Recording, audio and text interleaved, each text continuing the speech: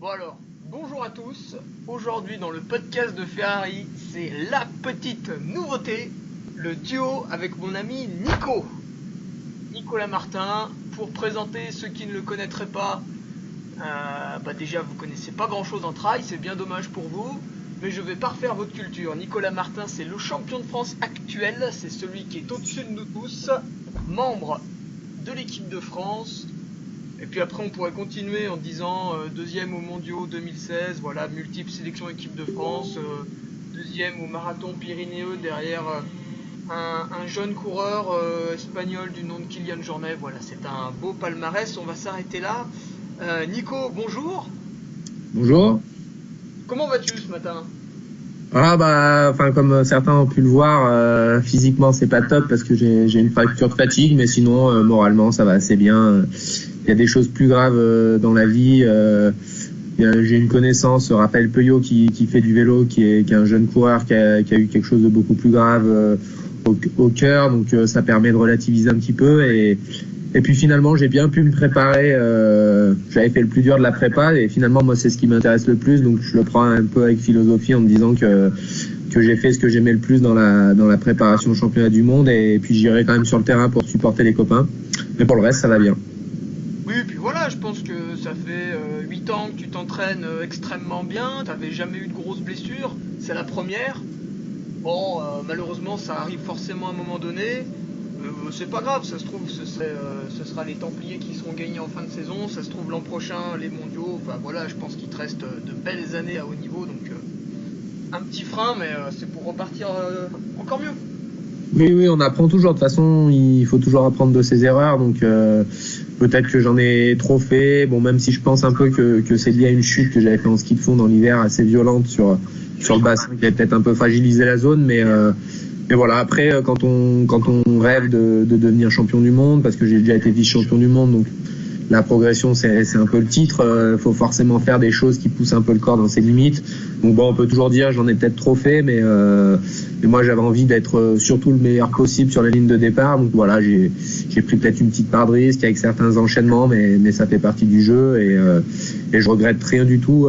Si c'était à recommencer, je referais la même chose, parce que c'est les genres de blessures qu'on peut pas vraiment prévenir. Donc voilà, et puis il y a encore plein de belles courses, et puis bon, c'est quoi 3 mois d'arrêt dans une carrière sportive, c'est rien du tout. J'avais, comme tu l'as dit, jamais connu ça dans ma carrière, donc c'est pas très très grave, et puis ce sera l'occasion d'aller voir un peu les copains sur les courses et de faire d'autres activités. Et voilà, alors justement, si aujourd'hui on parle vraiment du haut niveau là avec toi, c'est parce qu'on va aborder le sujet du trail aux Jeux Olympiques, aux JO. Donc ça, c'est une question qui m'avait été posée par Mathis Granet. Alors pour restituer, c'est vrai que Mathis c'est un jeune coureur, hein. Il me semble qu'il a 21-22 ans, ça doit faire même moins d'un an qu'il court en forêt, tu vois, en trail comme on dit. Et tu vois, il se posait innocemment la question de l'innocence de ta jeunesse, pourquoi le trail n'est pas au JO alors qu'il y a par exemple le marathon. Je pense que toi tu dois avoir un très très bon avis là-dessus, puisque ça fait un moment que tu côtoies la fédération d'athlétisme et que tu prends part à beaucoup de courses sur route, en course à montagne, puis bien sûr en trail. Et on va voir ensemble un petit peu quels seraient les avantages et les inconvénients d'avoir le trail au JO, et puis éventuellement les points bloquants aussi. Qu'est-ce que tu voudrais aborder en premier, Nico ? Déjà c'est un thème qui revient. Alors même si ça n'a jamais été quelque chose de très avancé, il n'y a pas eu de démonstration aux Jeux Olympiques par exemple, comme c'est le cas pour certains sports. La raquette par exemple est un sport qui avait été en démonstration à Vancouver, ce genre de choses. Donc c'est une question qui revient plutôt. La raquette, la course en raquette sur neige, qui avait été un sport dont Stéphane Ricard, qui est un de mes amis et champion du monde, avait été présenté en démonstration de jeu à Vancouver, mais pour le moment c'est pas forcément un sport qui va apparaître. Pour le trail, bon, faut déjà rappeler que c'est quand même un sport très jeune, hein, donc même si la pratique de courir en montagne est elle bien plus ancienne, mais vraiment le sport en tant que tel est relativement récent. Donc c'est quelque chose qui revient assez couramment, dont on entend parler assez souvent. Donc oui, comme tu l'as dit, il y a des avantages, des défauts. Je pense qu'on va commencer par peut-être les avantages, parce qu'à mon sens c'est ce qu'il y a le moins. Mais voilà, donc enfin à mon sens, les avantages, comme tout sport, s'il devient olympique, c'est, je pense, une plus grande reconnaissance médiatique. Même si elle est quand même aujourd'hui assez marquée sur le trail, qui reste un petit sport. Si on compare à la course sur route, hormis les tout meilleurs mondiaux, il y a souvent un peu plus de reconnaissance dans le petit microcosme du trail que la course sur route, ou surtout quand on est français, c'est un peu phagocyté par l'Afrique de l'Est qui domine toutes les compétitions. Et c'est vrai que pour les meilleurs français, c'est pas forcément facile de surnager au milieu de tous ces coureurs. Donc c'est vrai que pour le trail, nous, je trouve qu'on est assez bien lotis de ce côté-là.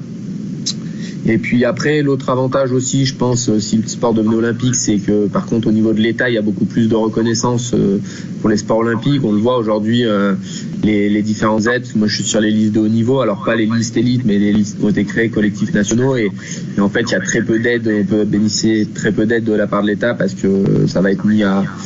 La plupart des aides vont être orientées sur les Jeux olympiques, en particulier avec Paris 2024. Donc il y a ça, si le sport devenait olympique, peut-être un peu plus d'aide de ce côté. Tu vois, les listes de haut niveau, c'est très important. En fait, ça dépend beaucoup des fédérations, donc des différents sports. J'en parlais hier avec un ami qui est à la SNCF, tu vois, c'est d'actualité. Et à la SNCF, il faut savoir qu'il y a des sportifs de haut niveau, donc ils travaillent encore moins que les autres. Et ils ont quand même 60 jours de présence obligatoire, donc ils ont un statut sportif de haut niveau, comme à l'armée, aux douanes, etc. Et en fait, il n'y a que 6 ou 7 sports représentés, parce que je pense, alors lui, il ne savait pas trop, mais je lui ai dit, moi je pense que c'est parce que, en fait, sur plein de sports, comme en trail, on ne peut pas vraiment être sur une liste ministérielle de haut niveau, et du coup, on n'a pas accès, mais c'est le cas d'autres sports, on n'a pas accès aux aides, voilà, ou au privilège d'être sportif de haut niveau dans des grandes entreprises nationales. Ouais, en fait, le trail au niveau de la fédération française, enfin au niveau du ministère des Sports plutôt, est pas reconnu comme un sport de haut niveau. Donc il y a quelques athlètes qui sont inclus sur les listes. Alors maintenant, avec la création de la liste collectifs nationaux, il y a un peu plus d'athlètes, mais en fait avant ils prenaient ils ont des sortes de quotas, et ils prenaient sur d'autres disciplines pour par exemple, si un athlète en fait, avant, il n'y avait que le titre international, donc un champion du monde de trail. Donc ça peut être le cas de Nathalie Mauclair, de Sylvain Court, de Thomas Laure-Blanchet avant, ou Éric Clavry aussi. Eux étaient sur les listes de haut niveau, mais c'est le seul cas où on est inclus directement sur la liste de haut niveau. Sinon, c'est plus la Fédé qui décide, et comme les places sont de plus en plus réduites, c'est plutôt orienté vers les sports olympiques pour ces places-là. Donc c'est vrai que comme tu l'as dit, rentrer dans des grandes entreprises ou à l'armée, c'est très difficile aujourd'hui dans un sport comme le trail. Et c'est vrai que si on parle purement du haut niveau, ça pourrait être l'un des avantages du sport olympique si le trail le devenait, mais ça a des avantages qui sont pas forcément hyper marqués. Faut aussi voir tous les inconvénients qui pourraient en découler. Après, moi j'avais remarqué aussi dans les avantages pour le trail au JO, c'est au niveau de la rétribution, puisque ça permettrait à l'élite d'avoir des primes. Par exemple, les Français, on pourrait imaginer qu'ils obtiennent une médaille d'eux, et ça c'est une somme d'argent conséquente, et c'est pas une somme d'argent qui va être imputée à une organisation. Par exemple, on prend un trail aujourd'hui, moi je vais reprendre l'organisation de la Nivolaire-Revard, on va pas mettre une prime de course de 10 000 € premier, alors que des fois c'est Ludovic Pomeray qui le gagne. Ludovic Pomeray, il serait aussi capable de gagner le trail s'il serait aux Jeux Olympiques, et là par contre s'il aurait la médaille d'or, je crois que c'est 50 ou 100 000 € facile, une somme. Ça doit être 50, je crois, la médaille d'or olympique. Oui, bien sûr, il y a ces avantages-là. Après, il faut, en fait, ce qui est difficile à anticiper, c'est comment le sport évoluerait s'il devenait olympique. Et là, on peut. Alors, bon, il y a un autre avantage. Moi, je pense aussi, c'est que si ça devenait olympique, il y aurait une plus grande internalisation de la discipline. Ça, c'est plutôt un plus, enfin, de mon côté, parce que la pratique du sport de haut niveau, pour moi, c'est se confronter au maximum d'athlètes de top niveau. Donc avoir à affronter d'autres athlètes, par exemple de l'Afrique de l'Est, même si c'est pour reculer dans la hiérarchie mondiale, moi perso ça me dérange pas, parce que je fais du sport pour me confronter le plus possible à l'élite. Mais donc il y a ce petit avantage. Après, c'est vrai que ce qui est souvent un frein quand on en discute avec les gens, c'est qu'ils ont vraiment peur que le trail perde un peu Alors moi, j'ai pas parlé des sprint trail parce que c'est quelque chose dont je pense pas que ça existe, mais plus le côté mélange des coureurs élites avec le reste du peloton. Forcément sur une course olympique, c'est pas possible, mais c'est ça. Le cas du VTT qui est un jeune sport olympique quand même. Il me semble que la première édition ça a été en 2000 à Athènes. À Atlanta, 96. Ah, 96, ouais. il y avait déjà eu. Joël Martinez, je crois. Absalon, il y avait une édition avant. Je crois que c'était Rolf Poulsen peut-être. Ouais, ou Miguel Martinez peut-être, non? Ah, aussi, ouais. Et donc sur en VTT, si tu veux, après j'ai vu, moi, en faisant les Coupes de France pendant 6 ans, ça n'a rien changé en fait, le fait que ce soit aux Jeux Olympiques, c'est-à-dire les parcours de Coupe de France étaient toujours les mêmes. Alors ils s'amélioraient, ils devenaient un petit peu plus techniques chaque année, mais finalement c'est le matériel et le niveau des pilotes qui augmentaient, donc ça gênait quasiment personne. Et j'ai regardé les premières Coupes de France cette année, il y a toujours plus de 200 cadets au départ, donc le public est toujours là.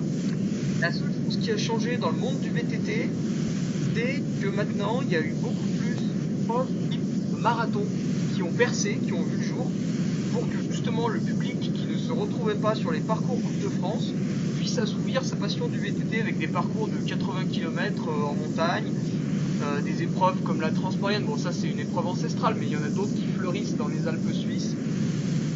Et finalement, il y a toujours, au départ de ces Coupes de France en catégorie élite, il y a toujours les membres de l'équipe de France, donc Julien Absalon, maintenant les jeunes, Tito Ancaro, Jordan Tarou, qui sont mélangés, qui sont plus d'une centaine au départ des courses élites, qui sont mélangés à des gens qui ont un emploi à la semaine, comme un peu Monsieur Tout le Monde, quoi, qui bricolent un peu l'entraînement à côté comme ils peuvent.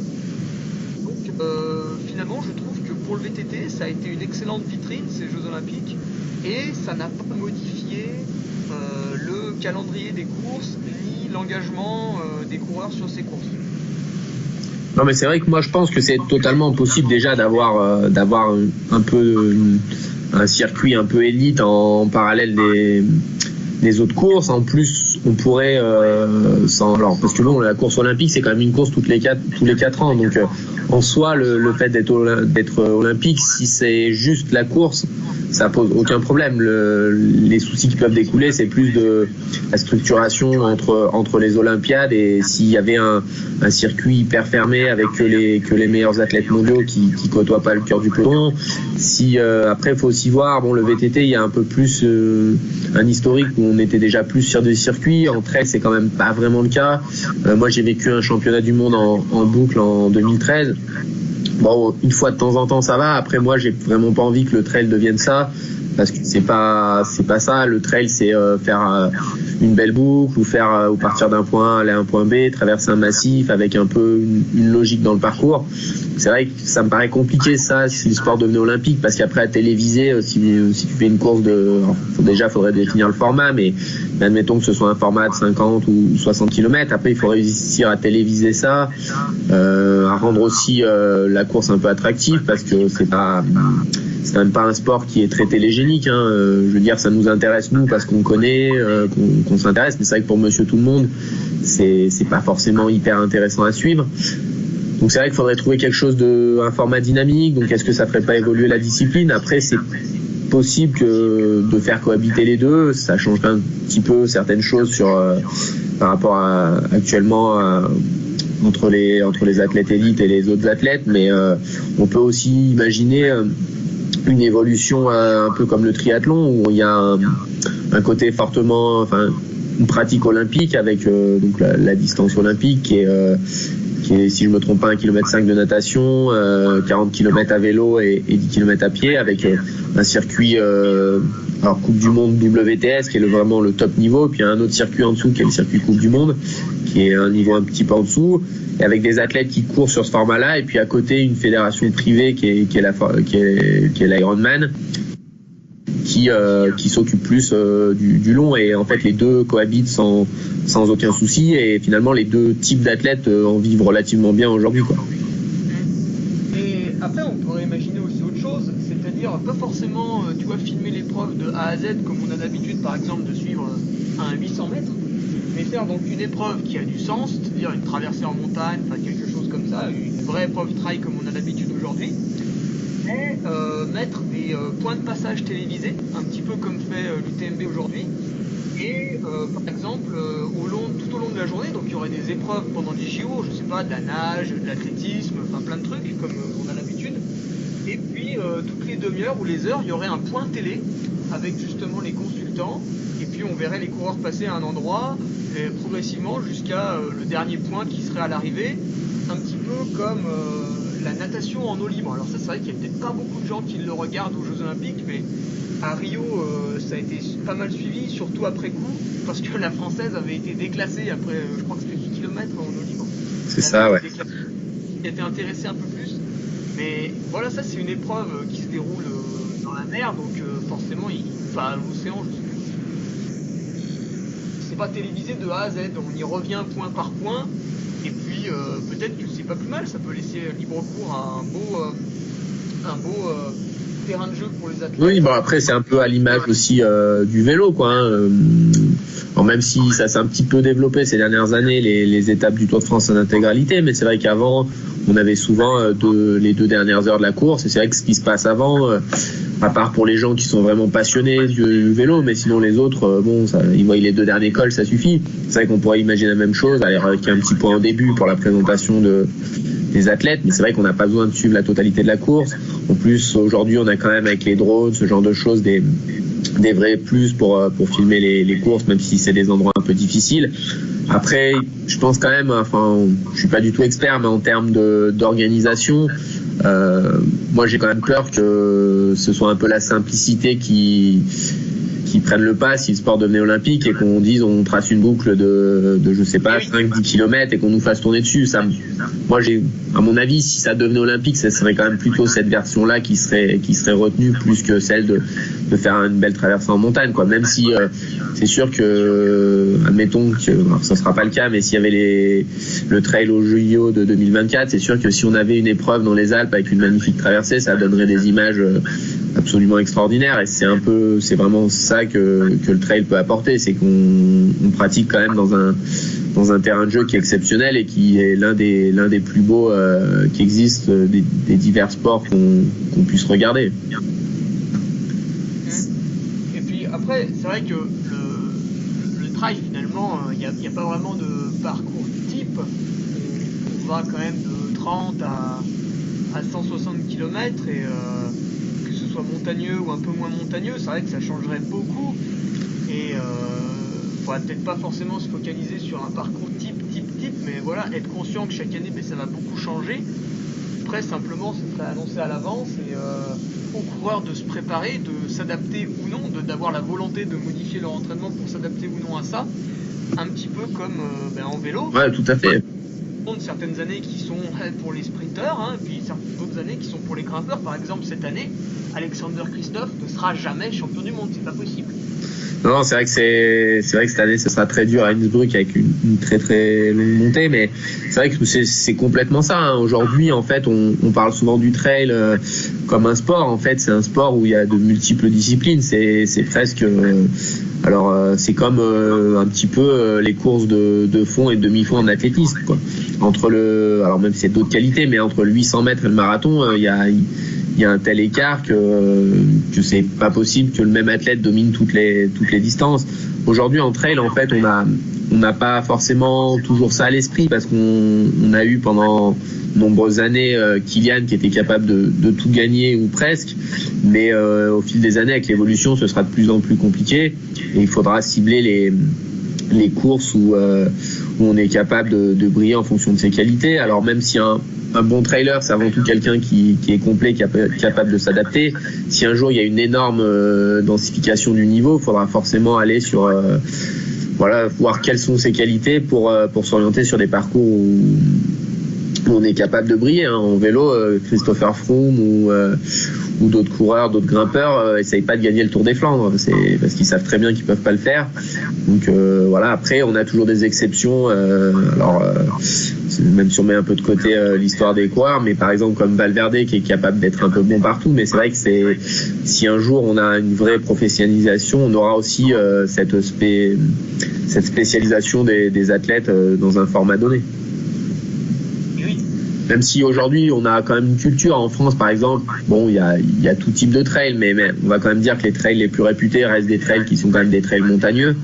Mais c'est sûr que si, par exemple, le championnat de France pour le moment a toujours été organisé sur des terrains plutôt de montagne ou de moyenne montagne, mais peut-être que si un jour la course a lieu je sais pas, à Gare-les-Dents en Bretagne ou à la Côte d'Opale, il y aura peut-être une autre hiérarchie et d'autres coureurs qui seront capables de briller par rapport à ce qu'on voit actuellement. Oui, parce que ça, justement, on en parlait au Trail Drome avec Fred Bousseau, d'organiser le trail à Gare-les-Dents. Pourquoi ? Parce qu'ils ont un trail là-bas qui fait 50 km, puis je crois qu'il y a à peu près 1500 ou 2000 en dénivelé. Je crois qu'il y a 1008, il me semble, je dirais. 1008, ouais. Et il y a des parties forcément roulantes, il y a des parties extrêmement cassantes. On m'avait envoyé des photos d'un pierrier. Et en fait, surtout, ce qui est intéressant là-bas, au-delà des chiffres, du parcours, c'est la ferveur du public breton. Cette ferveur, justement, alors ok, tous les trailers qui sont bons en montagne, forcément, ça va les embêter d'aller à Gare-les-Dents. Ceux qui ont l'habitude d'être performants dans une bosse de 800 D+, Gare-les-Dents, ils auront du mal. Il faudra soit s'adapter, soit être accepté d'être dépassé. On va pouvoir se servir du public breton pour obtenir un événement avec une ambiance de folie, faire aussi de belles images, parce que maintenant c'est quand même bien retransmis en France. Peut-être ça permettrait, même si le parcours n'est pas exceptionnel, de retrouver cette ambiance, tu vois, ça permettrait aux trailers de se mêler au village olympique, de se mêler à d'autres athlètes dans d'autres sports, et puis il y aurait peut-être une saine émulation. Alors ok, sur le coup, le parcours il serait peut-être pas forcément terrible, mais tout le reste de l'année on serait sur nos trails nationaux qui vont bien, et puis voilà, une fois tous les 4 ans on fait un truc pas terrible pour finalement gagner en image, gagner en sympathie auprès du public, et en tirer les bénéfices. Oui, en fait, ça, on l'a déjà un petit peu, en fait, avec le championnat du monde de trail. Et on voit un petit peu les limites actuelles. C'est les gros freins, on va pas se cacher, c'est les marques, qui sont pas, alors, on va pas forcément citer le nom, mais il y a une grande marque qui est un peu opposée à ça, pour diverses raisons, mais, alors, la raison qui est le plus souvent évoquée, c'est pour préserver l'esprit du sport. Même si moi, ces dernières années, je vois pas vraiment ce qu'on peut retrouver à dire sur les parcours qu'il y a eu au championnat du monde.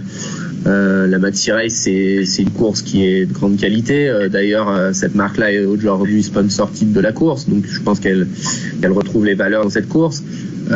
Après, le championnat du monde au Portugal était extrêmement bien organisé, un super parcours, c'était dur, technique, il y avait des parties roulantes. Moi, j'avais trouvé que c'était un parcours très équilibré. Bon, ça avait été tracé par Carlos Sack. Je pense que les gens qui connaissent un peu le milieu savent qui c'est. C'est un excellent coureur. Donc voilà, un pratiquant qui avait tracé quelque chose de magnifique. L'an dernier en Italie, moi j'avais trouvé le parcours aussi un vrai parcours de trail, 50 km, 3000 mètres de dénivelé, un début assez roulant qui finalement on n'avait pas très bien géré, qui nous a mis un petit peu dans le dur, et puis une fin difficile. Donc pour le moment, hormis le Pays de Galles en 2013, où là, oui, effectivement, ça faisait pas rêver. C'était une boucle qui faisait, je me rappelle plus trop, mais 16-17 km, je crois, de mémoire, et qu'on avait dû faire 5 fois. Bon, c'est vrai que c'était pas génial, même si après, quand c'est une compétition, on va en tout pour faire la compète, donc le paysage, c'est pas forcément ce qui compte en premier, mais c'est vrai que c'est pas quelque chose qui faisait rêver. Et donc il y a toujours ce frein au championnat du monde où alors il y a à la fois les marques aussi. Après, je pense qu'il y a aussi les fédés qui organisent, qui méconnaissent un peu le milieu, parce que on va prendre l'exemple de cette année, mais poser le championnat du monde le 12 mai, même date que la Transvulcania. pour moi, faut pas connaître le milieu, quoi. C'est une des courses phares sur ce format-là. Le championnat du monde est sur quasiment le même format, à 10 km près. Ouais, c'est complètement idiot, quoi. Parce qu'il y a des marques qui, enfin, c'est le cas, hein, là. Il y a une marque qui va envoyer tous ses athlètes ou quasiment tous ses athlètes à la Transvulcania. Et puis d'un autre côté, le même jour, on va avoir le championnat du monde. Bah, c'est vrai que quand t'aimes la confrontation sportive, t'aurais quand même envie de voir les deux plateaux réunis sur la même course. Parce que c'est quand même ça qui fait le sport. Voilà, quand Usain Bolt est champion olympique du 100 mètres, personne se demande s'il y avait un autre mec dans le monde qui est capable de gagner cette course, quoi. Et aujourd'hui, dans le trail, même pour le champion du monde de trail, la question, elle se pose et de manière légitime. Donc c'est vrai qu'il y a ce frein à dépasser. Je pense que les marques aussi, aujourd'hui, il y a un vrai business dans le trail et elles ont peut-être pas envie de perdre un petit peu cette mainmise et un petit peu cette gestion qu'elles peuvent avoir sur la discipline, qui serait forcément abandonnée si ça devenait olympique parce que ça serait géré par une fédération. Je pense qu'il y a ces freins-là aussi au fait que le sport devienne olympique. Et oui, mais après, il faudrait peut-être démarrer, tu vois, comme justement quand on a démarré les championnats du monde de trail, comme tu dis, au début c'était pas terrible, c'était un parcours en boucle, peu médiatisé, pas forcément intéressant, et puis petit à petit on est quand même rapidement arrivé sur quelque chose de sympa. Moi je reviens sur la Maxi Race en 2015, toi tu l'as couru, t'as fait 6 ou 7e 7. J'ai doublé Xavier sur la piste cyclable à peu près 500 mètres de la ligne. C'est une zone qu'il aime pas trop parce que Patrick il avait pris la sélection l'année d'avant sur la piste aussi, mais non, en fait on avait fait presque toute la descente avec 30 secondes et puis j'avais un peu abandonné l'idée de revenir et puis il était un peu fatigué sur la piste et j'avais réussi à le rattraper. Mais ouais, c'était une super aventure. Je pense que ça tient aussi beaucoup aux organisateurs, hein. Ils avaient été ça faut saluer l'organisation de Stéphane Ianioli et de tous ses collaborateurs qui avaient quand même vraiment œuvré pour contacter beaucoup de nations, pour faire venir du monde. Ils avaient vraiment fait un beau championnat. C'était voilà, une belle fête. Après, sportivement, on a, je pense, une chance un petit peu, c'est qu'en gros, sur ces formats-là, il faut quand même rappeler qu'il y a 3 grosses nations phares, hein. C'est vrai que c'est culturel. Par exemple, en Italie ou en Suisse, on est beaucoup plus sur la course en montagne. Et c'est vrai que ce trail plutôt long est quand même quelque chose qui est plutôt pratiqué, on va dire, par les Espagnols, les Américains et les Français.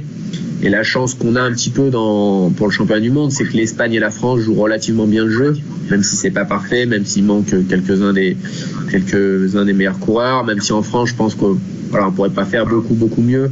On pourrait imaginer d'autres coureurs, mais je pense pas qu'il y ait vraiment 2 coureurs qui pourraient apporter une énorme plus-value à l'équipe. En Espagne, bon, c'est un peu différent parce que Kylian n'est jamais venu, ce genre de choses, mais ils essaient quand même d'avoir des équipes très performantes. L'an dernier, ils avaient quand même une super équipe au championnat du monde en Italie. Et puis après, il y a les Américains qui viennent, mais qui ont quand même jamais amené leur équipe type. Là, cette année, bon, il y avait quand même des super coureurs qui étaient annoncés, Tim Tollefson, Tim Frerichs, mais ils seront pas là parce qu'ils reviennent de blessures.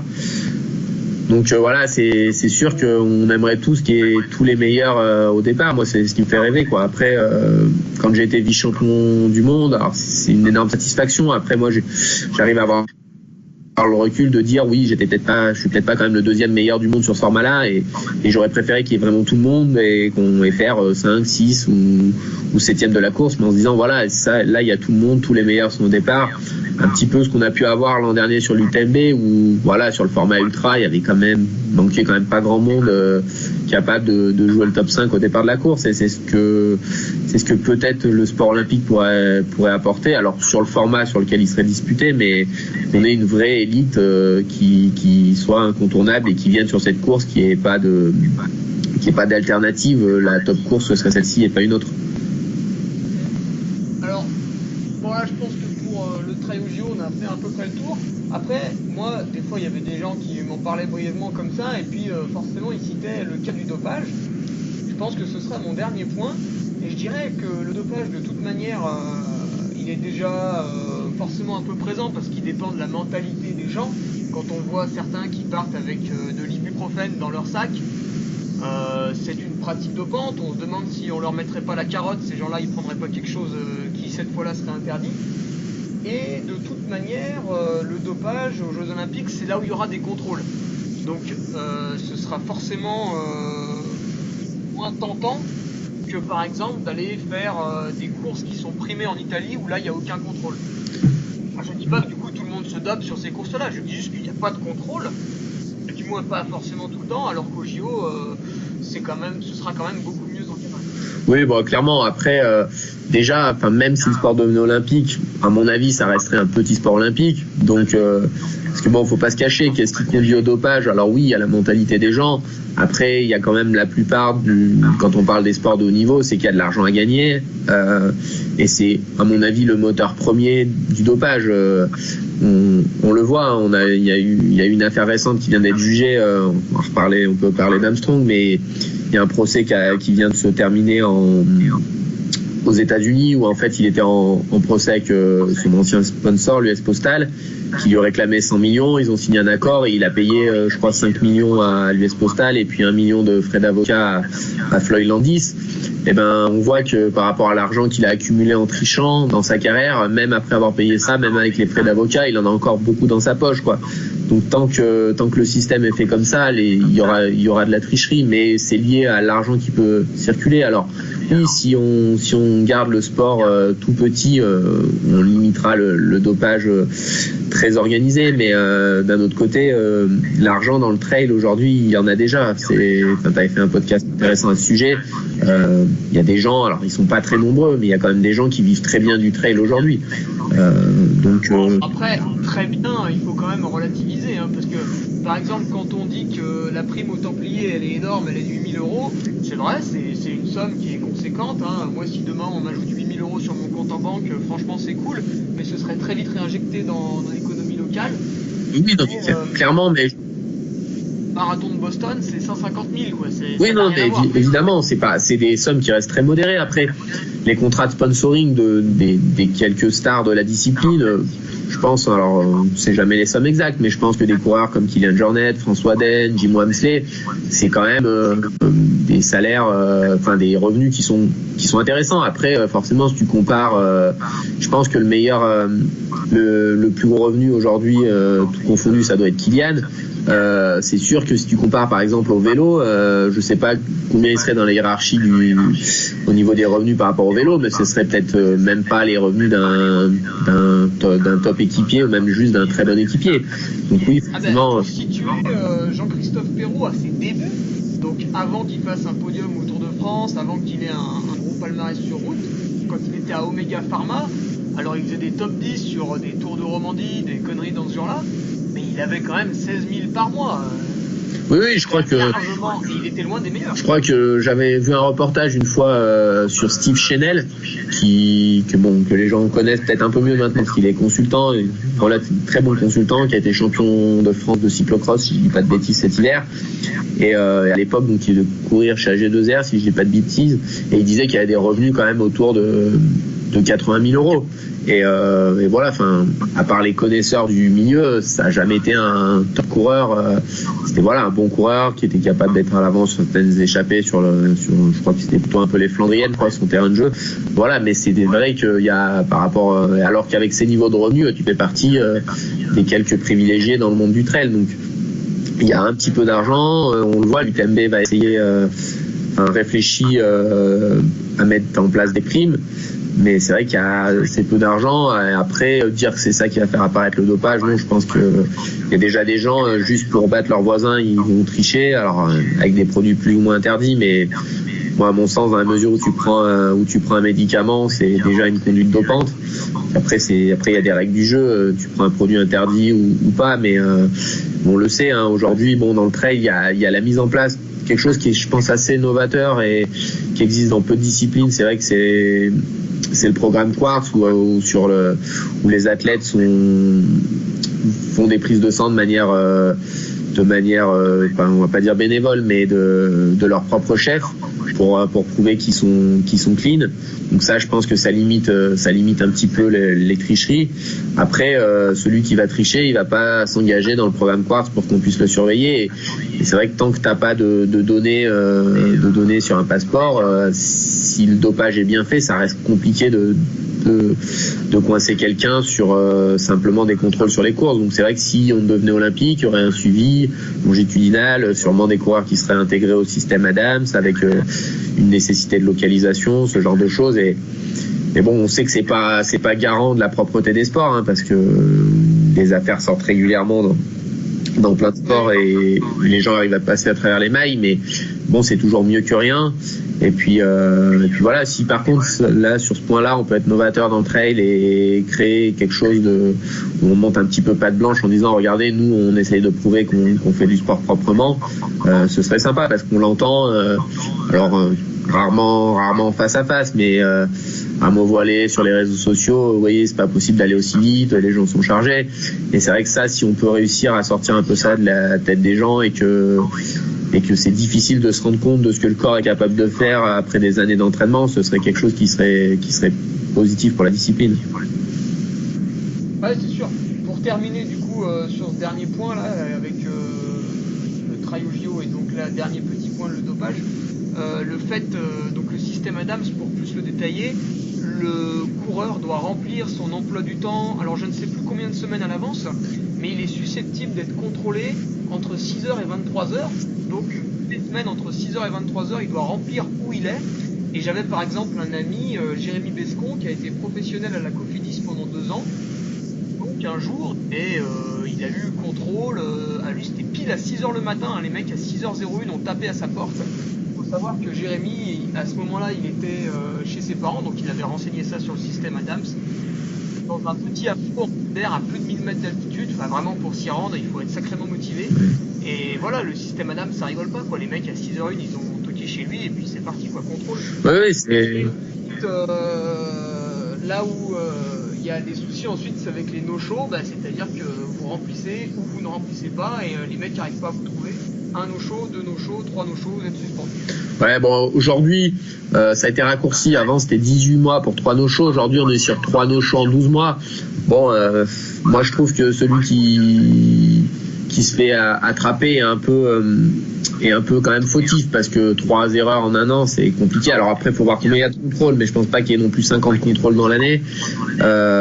Après, l'autre côté, comme je dis toujours, c'est que à un moment, on peut créer des contraintes aux athlètes pour protéger le sport, pour que ce soit propre. À un moment donné aussi, faut permettre aux athlètes de pouvoir en vivre, quoi. Si un sport est complètement mineur, les gens, on le voit par exemple dans le ski alpinisme, ils sont dans le système Adams. La plupart, ils ont un travail, ils ont une vie de famille, ils n'ont pas les moyens de s'organiser pour dire tiens, je vais être tout le temps disponible. C'est vrai qu'on leur crée des contraintes sans qu'ils aient vraiment des gros avantages derrière qui en découlent liés à leur pratique. Donc c'est vrai qu'il faut se méfier de ça. Mais là, enfin bon, le sportif, oui, il fait le choix de faire du sport de haut niveau. Il y a des règles. Après, on peut pas demander aux gens de travailler à plein temps, d'avoir, alors la vie de famille, même les sportifs professionnels en ont, mais d'avoir toutes les contraintes de la vie de Monsieur Tout le Monde, et en plus d'avoir les contraintes de localisation qui sont, alors bon. Aujourd'hui, on peut être assez réactif parce que je crois qu'en fait, ils doivent remplir pour le trimestre plus ou moins l'heure à laquelle ils sont disponibles. Et puis après, ils peuvent renseigner, je crois, jusqu'à 17h avant l'heure du contrôle qu'ils ont été mis. Si par exemple, ils ont mis 6h du matin, 17h avant, ils peuvent modifier leur localisation en cas de soucis s'ils ont un imprévu, mais c'est vrai que c'est quelque chose qui fonctionne bien. Après, on sait aussi que certains athlètes partent en stage dans certains endroits parce que il y a moins de contrôle dans ces lieux-là. Et c'est comme ça que certains détournent un petit peu les choses pour éviter les contrôles. Mais bon, je pense pas que ce soit quand même ce qui guette le plus le trail, même s'il devenait olympique. Il y a, je pense, d'autres sports où il y a beaucoup plus d'argent en jeu et le trail serait pas forcément plus touché que ce qui peut l'être déjà aujourd'hui. Oui, voilà, c'est une excellente conclusion. Oui, parce qu'il faut pas être naïf. Je pense qu'il y a déjà du dopage. Faut pas se voiler la face. Et voilà, on n'attrape pas un grand monde parce que je pense que finalement, si on s'amusait à faire des contrôles positifs sur tout le peloton, je pense que c'est pas forcément devant. Enfin, des contrôles, les positifs seraient pas forcément le plus à l'avant du peloton. Je pense qu'il y a des gens par méconnaissance qui utilisent des produits interdits dans les pelotons, dans les cœurs pelotons, pour réussir à finir simplement les courses. Ah mais ça il faut faire très attention hein, alors là je parle à des gens qui sont naïfs, mais ça peut arriver. Par exemple, vous êtes jeune étudiant, vous avez 18 ans, vous êtes un peu malade, vous allez à la pharmacie, on vous donne Actifed jour et nuit. Mais attention, dedans il y a de la pseudoéphédrine et vous pouvez être positif. Enfin vous le serez d'ailleurs.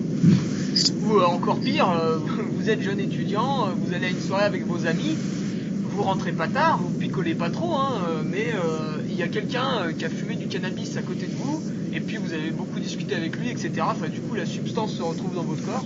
Ben, pendant un mois, vous pouvez être positif. Donc voilà, il y a des choses, faut faire attention. Oui, c'est clair. C'est clair. Et puis, on peut même aller plus loin dans l'interprétation. C'est-à-dire que si tu prends du dolianurum, de l'Actifed jour et nuit, tu peux être positif à la pseudoéphédrine. L'avantage qui va en découler, il est beaucoup moins grand que la consommation d'ibuprofène à l'effort, par exemple. Et ça, c'est autorisé. C'est vrai qu'il y a un projet, alors moi j'espère que ça verra le jour de la part de l'ITRA, c'est d'interdire complètement la prise de médicaments sur les courses, quoi. C'est-à-dire que ça pourrait être prescrit uniquement par des médecins sur la course et qu'on puisse pas voir des gens partir avec des médocs au départ de la course, et il y aurait des contrôles salivaires à l'arrivée pour voir si les gens ont consommé ou non des médicaments. Mais il y avait, je crois que c'est Christophe Basson qui avait partagé quelque chose l'autre jour sur le tramadol, et en fait il y avait beaucoup, il disait, alors je sais plus si c'est le tramadol ou de Doliprane, mais il disait qu'il y avait beaucoup de gens qui beaucoup de contrôles où il retrouvait ces substances dans les urines.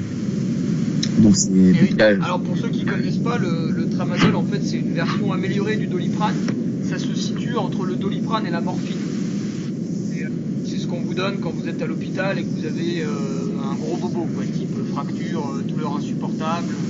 Si vous supportez pas la morphine, on vous donne tramadol. Voilà. Mais c'est puissant. Autant le Doliprane, je pense que c'est pas énorme en termes de gain de performance. Je pense que le tramadol, ça diminue vraiment la douleur, et les gens qui prennent ça, alors bon, il y a des énormes dangers, hein. Ça doit être la première chose auquel les gens devraient penser, mais c'est sûr qu'au niveau des performances, ça et les anti-inflammatoires, j'en discutais avec Pierre Salé, il disait que oui, ça c'est des vrais poisons pour l'équité sportive, parce que ça améliore complètement la performance, quoi. Les gens, je sais pas si ceux qui nous écoutent, s'ils ont déjà pris de l'ibuprofène, mais moi je sais que j'en ai pris un au mois de février, un jour où j'étais malade et où j'étais tombé sur mon coccyx, où j'avais mal toute la journée au coccyx. J'ai pris l'ibuprofène, 1 heure après je sentais plus rien, quoi. Je me disais tiens, t'es guéri, quoi. Et j'imagine une prise dans un effort de trail long ou d'ultra, où c'est quand même souvent le mal de jambes qui te ralentit. Tu prends des choses comme ça, je pense que ça influe énormément la performance. Bon, on va peut-être s'arrêter là pour le dopage, parce que c'était un petit point pour le On dérive. Ouais, non, mais on va y passer la journée sinon. Je connais. Nico, est-ce que tu avais quelque chose à ajouter sur le trail au JO qu'on n'aurait pas survolé? Non, ça me paraît, on semble avoir fait le tour. Moi, mon opinion personnelle, c'est que pour le moment, je suis pas trop favorable à son apparition au jeu, mais après, je pense aussi, si un jour ça devait venir, aux athlètes d'être garants aussi un petit peu des valeurs de leur sport, et d'accepter ou non que ça arrive en fonction de ce qui pourrait être proposé par les instances. Je pense que c'est aujourd'hui ce qui manque un petit peu dans le trail, c'est ce côté un peu peut-être, alors il y a des coureurs qui avaient essayé de le mettre en place, mais un peu syndicat des coureurs pour vraiment préserver la discipline et la faire évoluer dans le sens qui est bénéfique aux athlètes et à la discipline en règle générale. Oui, exactement. Ben, moi non plus, je suis pas hyper favorable au trail au JO, mais j'essaierai, si ça se produit, d'accueillir l'événement de la meilleure manière possible. Bon, bien sûr, je ne prétendrai pas forcément une sélection, mais... Tu seras speaker, consultant. Hein, ouais, voilà, consultant, on fera un beau duo. En tout cas, merci à toi pour ton temps. Hein, merci Hugo, et puis merci à ceux qui te suivent. Ça, je pense qu'ils auront quelques idées pour approfondir leur réflexion sur cette question. Voilà, je pense qu'on aura de nombreux commentaires. Et puis ceux qui ça aurait fait naître une petite question dans leur esprit, et je rappelle, c'est hugo.ferrari@laposte.net. Comme ça, je liste toutes les questions. Et puis peut-être Nico, on s'en fera une autre ou deux un petit peu plus tard. Pas de souci. À bientôt. Et allez, à bientôt Nico. Je te remercie. Merci à toi. Salut.